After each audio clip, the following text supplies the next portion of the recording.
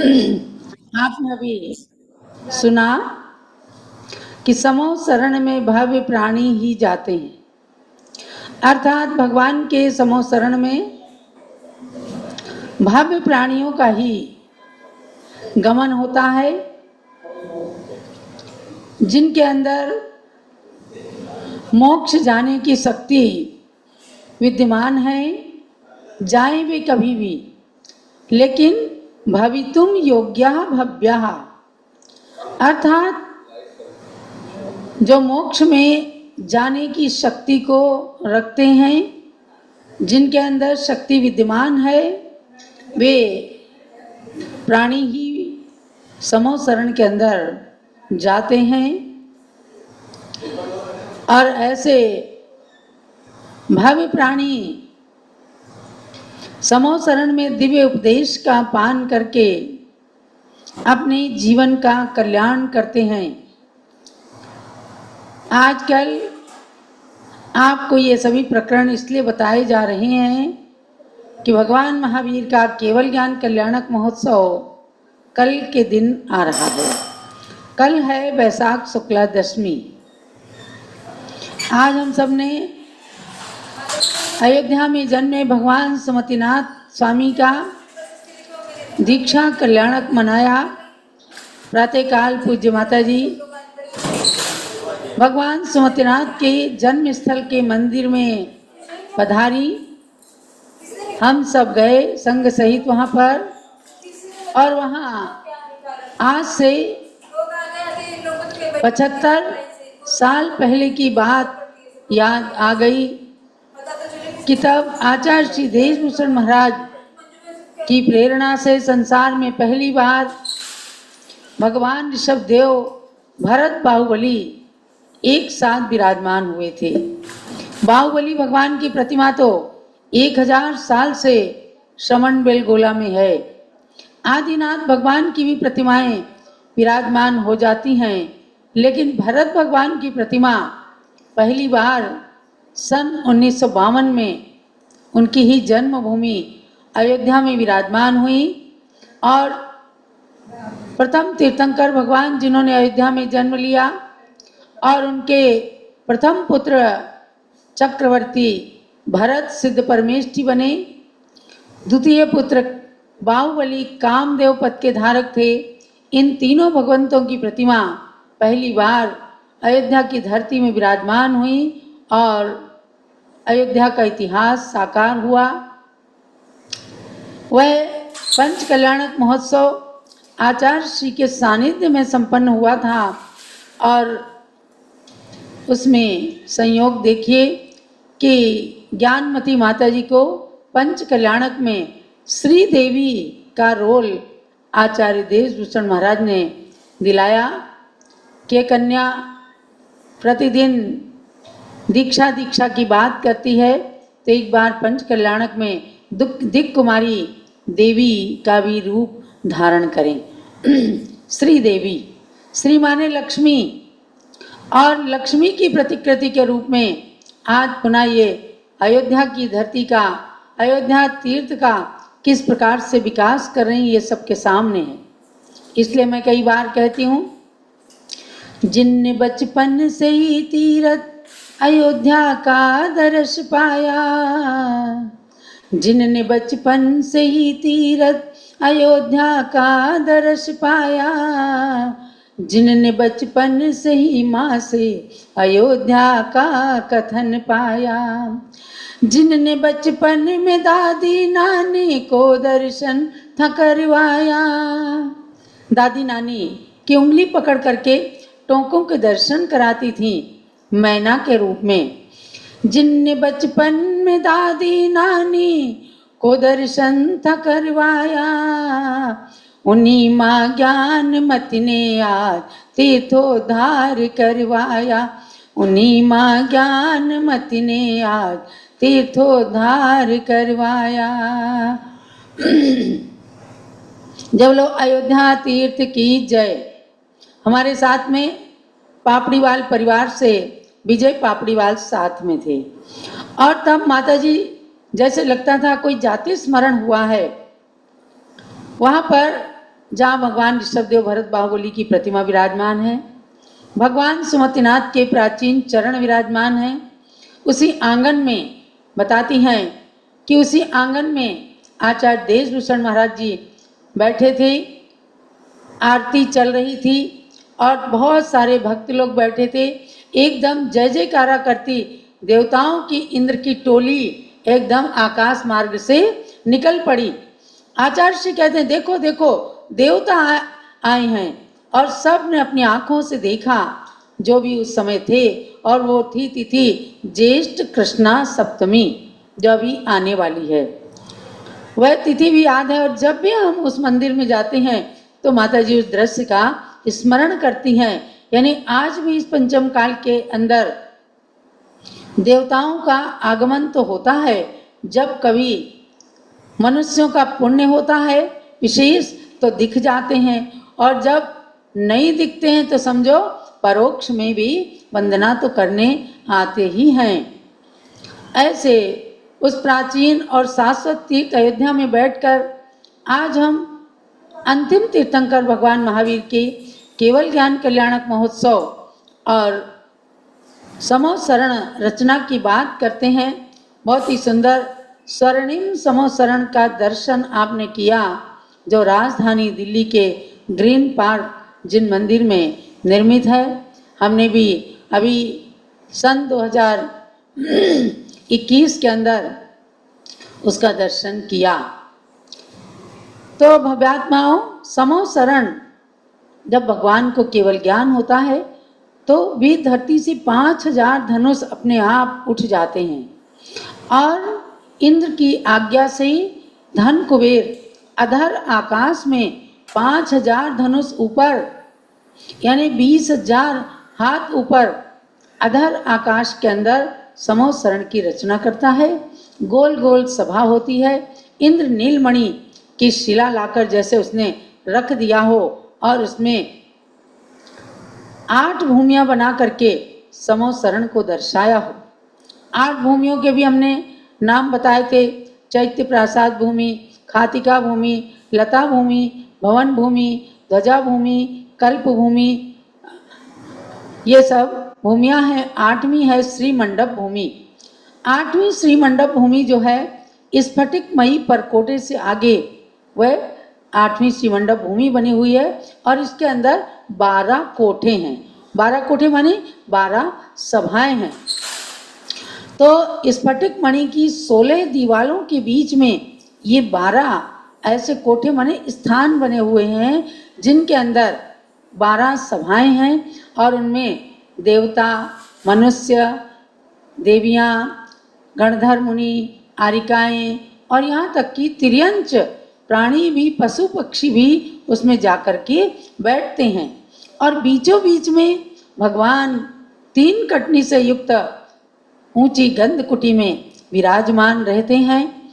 तो वही जो 12 सभाएं हैं तो पूर्व दिशा की गली के पास से प्रारंभ होते हैं, यानी पूर्व दिशा से उस श्री मंडप भूमि में 12 सभाओं का शुभारंभ होता है, जिसमें पहले कोठे के अंदर यानी पहली सभा के अंदर अक्षीण रिद्धि आदि के धारक गणधर देव आदि दिगंबर मुनि होते हैं। माने दिगंबर मुनि बैठते हैं, उसमें सबसे आगे गणधर देव रहते हैं, क्योंकि भगवान की दिव्य ध्वनि को झेलते हैं गणधर।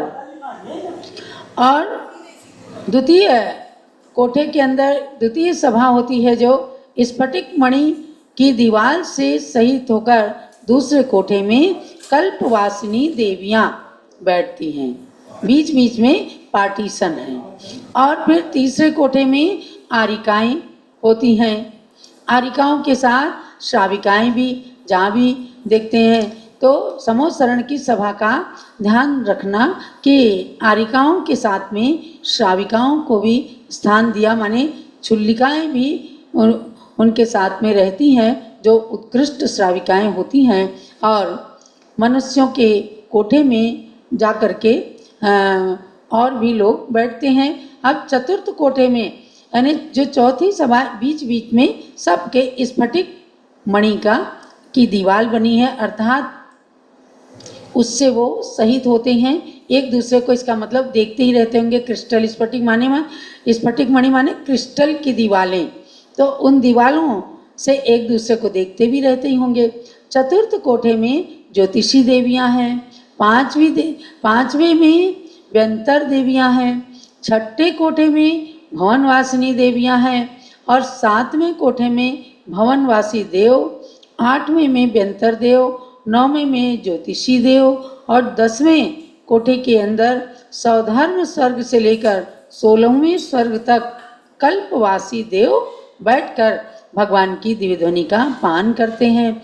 11वें कोठे में चक्रवर्ती, मंडलिक, महामंडलिक आदि राजागण और उनके साथ में श्रावक गण बैठते हैं।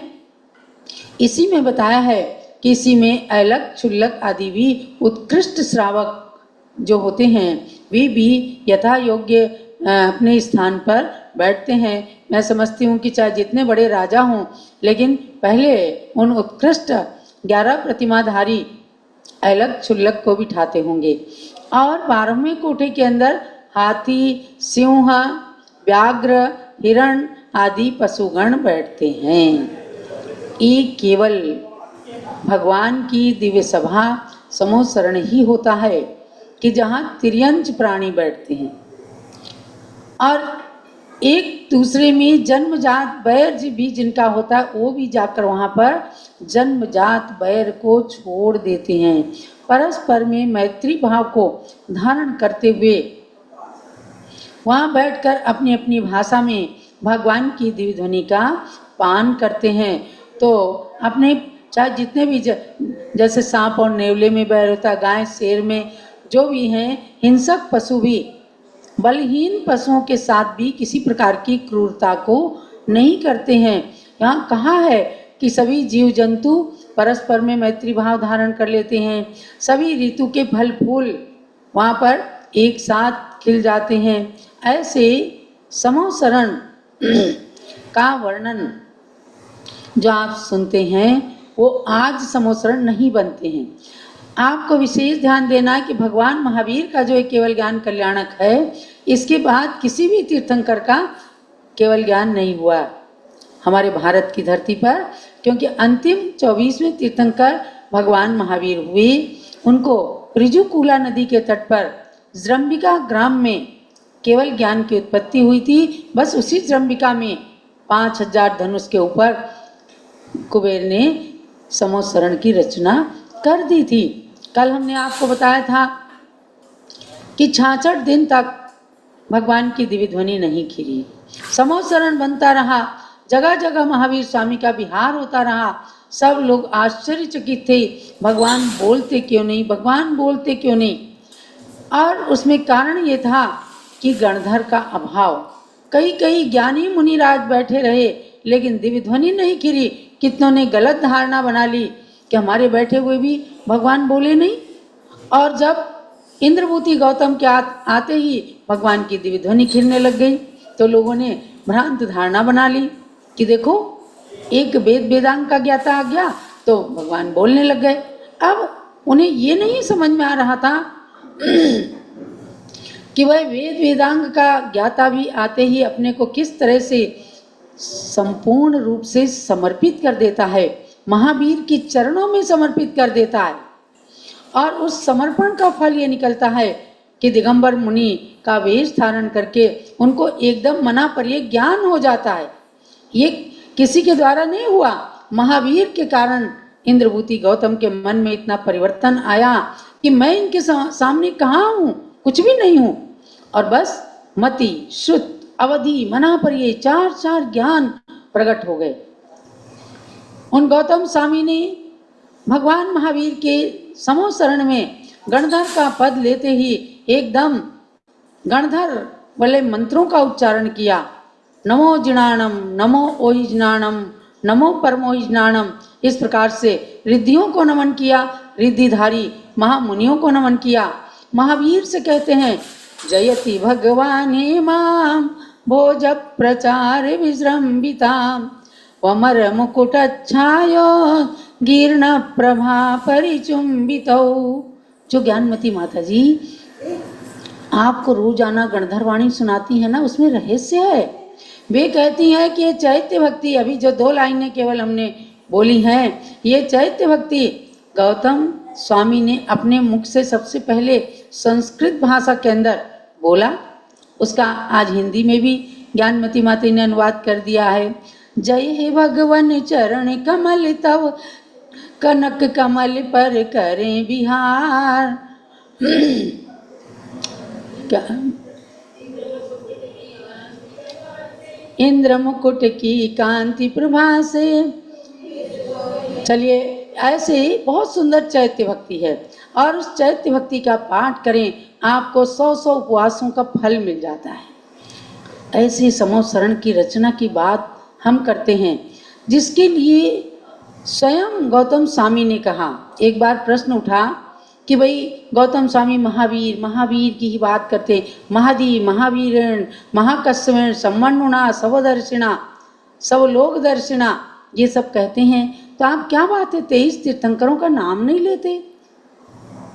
क्या पक्षपात है आपके मन में? तब गौतम स्वामी बड़े सुंदर शब्दों में कहते हैं, जस्संत्यम धम्मपहम नियच्छे तत्संत्यम वेणयम पौंजे। संजय जी क्या कहते हैं कि सुनो भव्यात्माओं, मैंने जिनके निकट में धर्म पद को पाया है, मैंने जिनके निमित्त से, जिनके निकट में, जिनके चरण सानिध्य में धम्म पहमनी अच्छे धर्म के पद को पाया है, तत्संत्यम वेणयम पौंजे, उनके पास में ही मैं अत्यंत विनय पूर्वक बैठा हूँ। ये मेरे जन्म जन्म का पुण्य का फल है कि मैंने इस मोक्ष के मार्ग को पा लिया है। कायेण वाचा मनसा विनिच्चम सक्कारे तम सिर पंचमेण, मैं मन से, वचन से, काय से 5 अंगों को झुका करके भगवान को नमन करता हूँ, इसीलिए कि इनके ही निमित्त से मैंने धर्म को पाया है। वरना वेद वेदांग के ज्ञान में मैं डूबा हुआ था, मैं अहंकार के अंदर पल रहा था, मैं अपने समान ज्ञानी किसी को नहीं मानता था, मेरे अंदर सारा अहंकार भरा हुआ था। मैं 500 शिष्यों को लेकर के और यही सोचता था कि इस धरती पर मेरे समान कोई ज्ञानी नहीं है। लेकिन इस धारणा को लेकर के मैं मोक्ष से बहुत दूर था। तो सहज है कि जिनके निमित्त से धर्म पद को पाया, मोक्ष मार्ग को पाया, उनके प्रति मन वचन काय से पंचांग नमस्कार करके मैं नमन करता हूँ। उसके साथ में ये अर्थापत्ति नहीं है कि आदिनाथ से पार्श्वनाथ तक उनकी श्रद्धा नहीं है। आपने ज्ञानमती माता से पाया अगर धर्म को, मूर्ति को पाया, तमाम दिन उनकी आराधना भक्ति की, तो इसका मतलब ये नहीं है कि आप किसी संत की निंदा करेंगे या किसी संत के पास नहीं जाएंगे या किसी संत के विरोधी हैं, नहीं ना। इसका मतलब ये होता है कि भाई हमने इनके निमित्त से धर्म को पाया है, इनके निमित्त से मूर्ति बनाने का पुण्य कार्य किया है, तो हम इनके उपकारों के कारण हम इन्हें विशेष मान्यता प्रदान करते हैं। यही बात गौतम स्वामी ने कहा। ऐसे समोसरण के अंदर रोज ही न जाने कितनी घटनाएं घटित हुआ करती थी। अब एक घटना से आपको परिचित कराते हैं कि एक मेढक किस प्रकार से महावीर के समोसरण में जाकर के और अपनी भक्ति करता है देवता बन करके।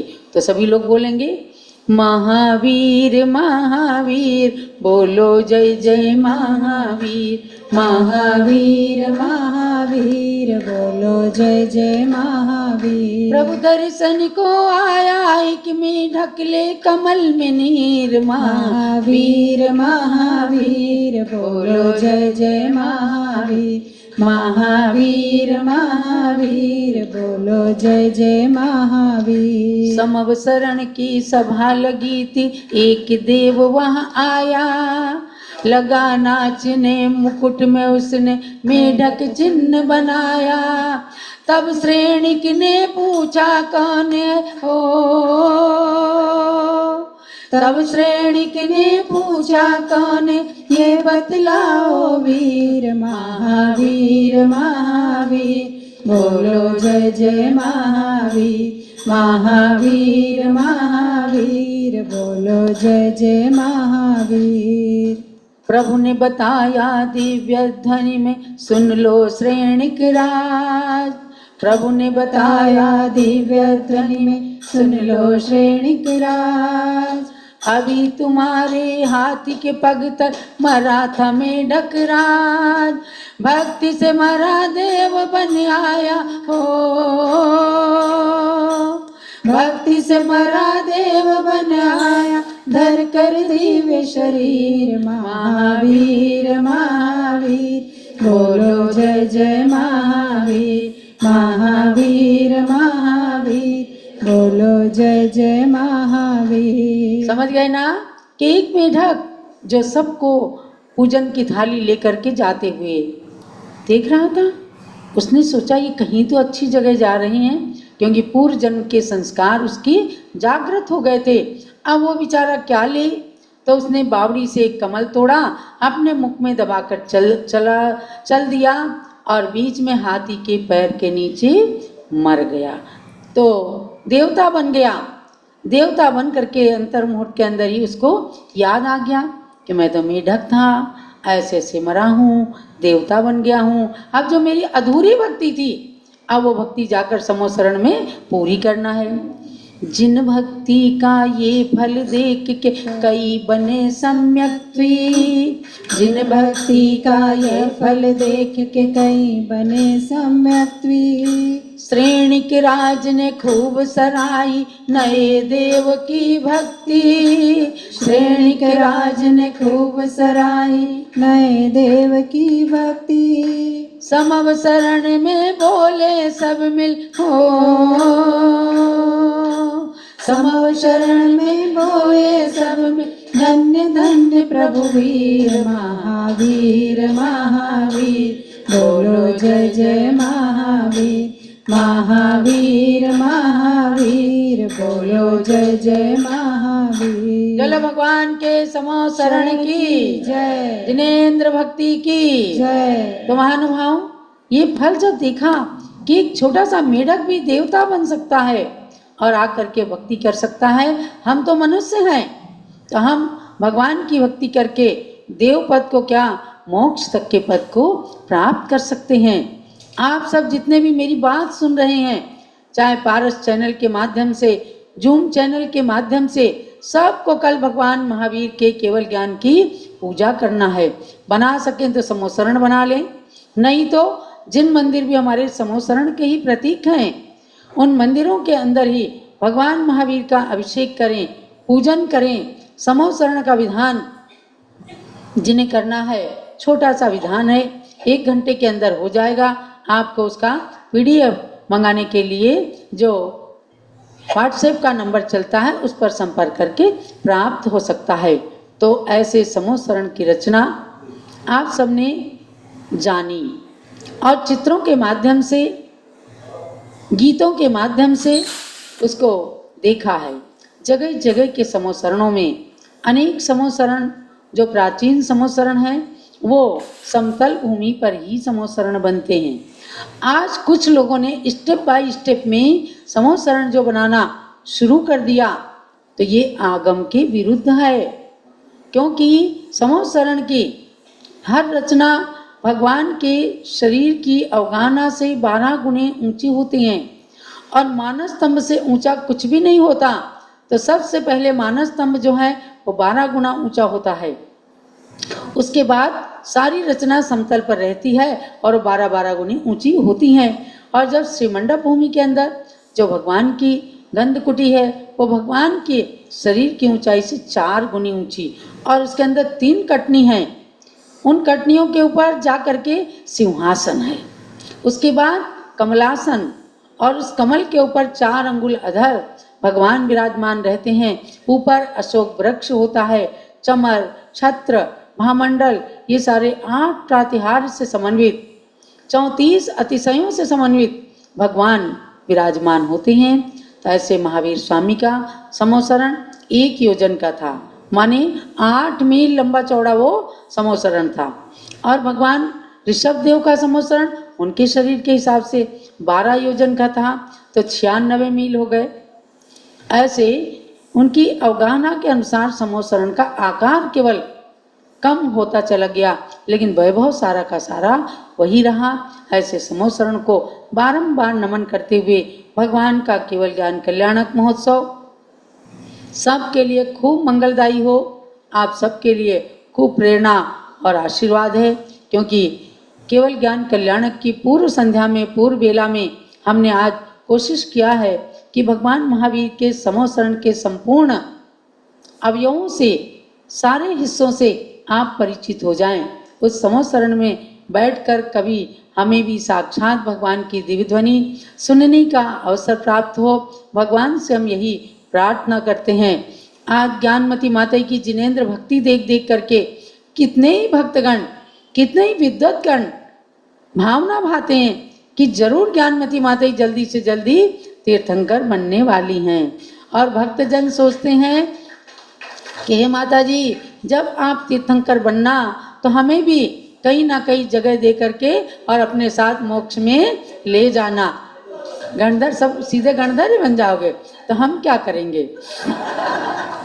समझे ना? खैर, भावना भाए और सब वास्तव में मैंने देखा है कि डॉक्टर पन्नालाल पापड़ीवाल कहते थे, माता जी हमारे साथ कमिटमेंट कर लो। और जब मांगी तुंगी ले जाने वाले संघपति महावीर प्रसाद जी थे तो कहते थे, माता जी आज हम आपको मांगी तुंगी ले जाने में निमित्त बन रहे हैं, आप हमको सिद्धशिला तक ले जाना। तो ये सब भक्तों की भावनाएं सफल हों, हम सभी तीर्थंकर बनने जैसा या उनकी साक्षात दिव्य ध्वनि सुनने जैसा पुण्य प्राप्त करें। भगवान के समोसरण के दर्शन का यही फल है। चलो महावीर भगवान की। और अब पूजन करेंगे पूज्य माता जी की। ओम ह्रीं चारित चक्रवर्ती प्रथमाचार्य श्री शांति सागर महामुनीन्द्राय